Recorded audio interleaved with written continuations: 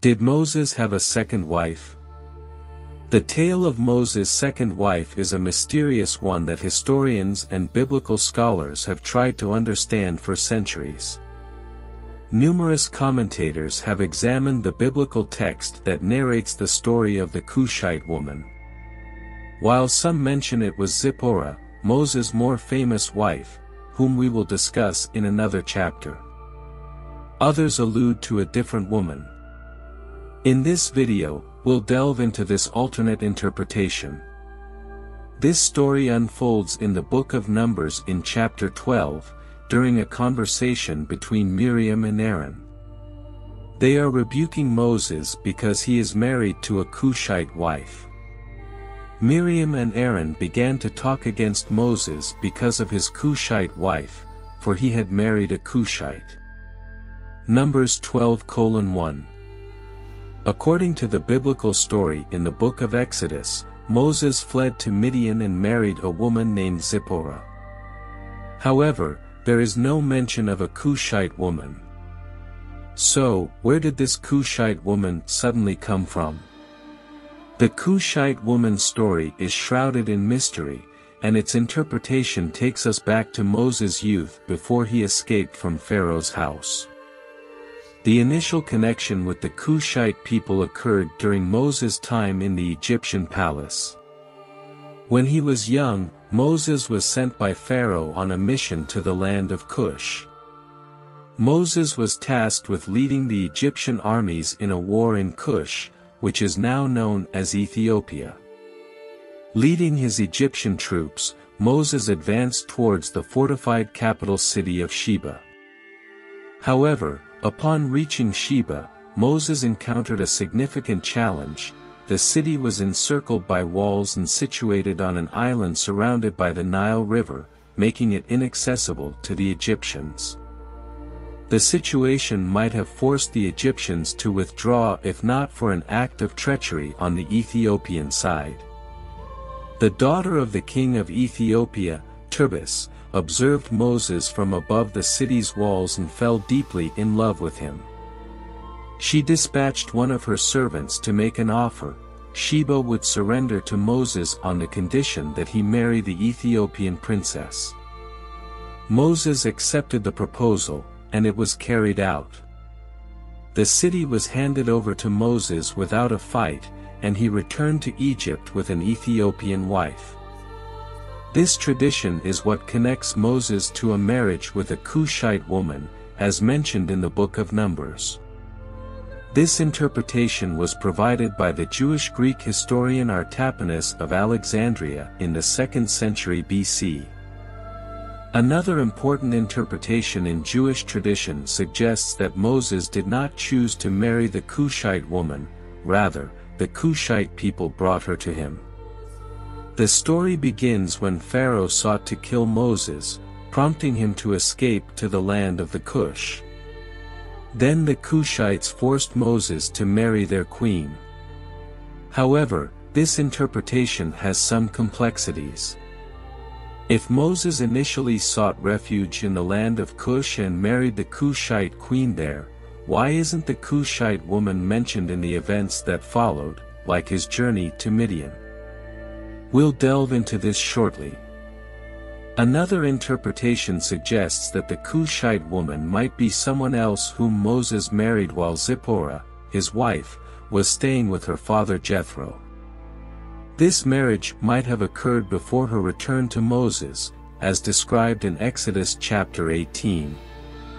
The complaints from Miriam and Aaron about Moses marrying the Cushite woman are only mentioned during their journey in the desert, just before arriving in the desert of Paran, and the story of the 12 spies. This is despite Moses marrying the Midianite woman before their exodus from Egypt. Therefore, it is very possible that Moses married a Cushite woman during their journey in the desert. The Cushite people once ruled the Babylonian Empire for about 400 years, from around 1200 to 1600 BC, which includes the time of the Exodus from Egypt. It's known that black Cushites' messengers often journeyed to Egypt, and marriages between Egyptian and black royalty were common. Therefore, it is plausible that Moses married a Cushite woman as part of such a partnership. Miriam and Aaron's anger may not have been due to Moses having a second wife, as many other Israelites, such as Jacob, Abraham, Solomon, and David, had multiple wives. Instead, their concern may have stemmed from Moses marrying outside his ethnic group. It's important to note that Cush was the eldest son of Ham, who, according to the Bible, was cursed by his father Noah to be a slave among his brothers. He said, "Cursed be Canaan. The lowest of slaves will he be to his brothers." Genesis 9 verse 25. At the very start of their talk, God becomes upset by what Miriam and Aaron are saying. The anger of the Lord burned against them, and he left them. Numbers 12:9. It appears that Miriam's unkind words about Moses' wife resulted in her contracting leprosy. Miriam, who criticized Moses for marrying someone foreign, inflicted this ailment upon herself by harming her skin. This suggests that Moses' wife had a different skin color. Therefore, Miriam faces punishment for speaking negatively about Moses' wife. When the cloud lifted from above the tent, Miriam's skin was leprous, it became as white as snow. Aaron turned toward her and saw that she had a defiling skin disease. Numbers 12:10. From this it can be understood that the color of Miriam's skin is white by saying white as snow. This hints at the Cushite woman having a darker skin tone, though it's not directly stated. Cush and its people are often described as warriors and wealthy, and these descriptions are generally positive or neutral. In most references to Cush and its people, they are not portrayed negatively. The only Bible passage that explicitly connects the descendants of Cush with their skin color is the verse in Jeremiah. It's referring to the Ethiopians, who are descendants of Cush. Can an Ethiopian change his skin or a leopard its spots? Neither can you do good who are accustomed to doing evil. Jeremiah 13 verse 23. The title, Cushite, is linked to the region of Cush in Africa, suggesting that Moses had a second wife, who was of African descent with dark skin. However, this tradition is not accepted by the Bible because it portrays Moses as marrying a woman from the lineage of Ham, who was Noah's cursed son. The Bible doesn't provide an explicit statement of whether Moses had two wives. In fact, there's a passage that suggests Moses had only one wife until he went back to Egypt to instruct Pharaoh to release the Israelites. So Moses took his wife and sons, put them on a donkey and started back to Egypt. Exodus 4 verse 20. In the story of the Exodus, it's mentioned that Moses had just one wife and sons.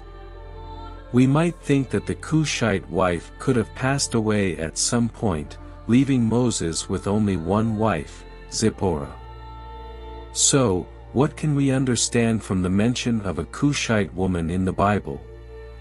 Looking at Moses' marriages can give us valuable insights into how God worked in the background throughout the Bible. In the Bible, there are women who aren't from the people of Israel, but God still protected them. For example, Rahab and Ruth. Rahab was a harlot who hid Israel's spies.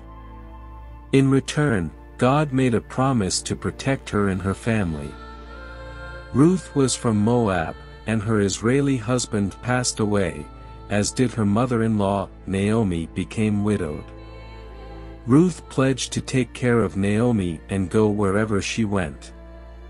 When they moved to Israel, Ruth met her second husband, Boaz, all because of her loyalty to Naomi. This helps us understand why God was upset with Aaron and Miriam for criticizing Moses' marriage to someone from a different race. Although God warned the Israelites not to marry the Canaanites and to keep Canaanite idols from entering Israel, he never outright banned interracial marriage in the Bible. Even when his rules were broken, God found ways to bring about something surprising and redemptive. We hope you learned something new today. If you did, give this video a like and share it with your friends. You can share with us what you know by leaving a comment below. And don't forget to subscribe to our channel for more informative and entertaining content. Thank you so much and see you next time.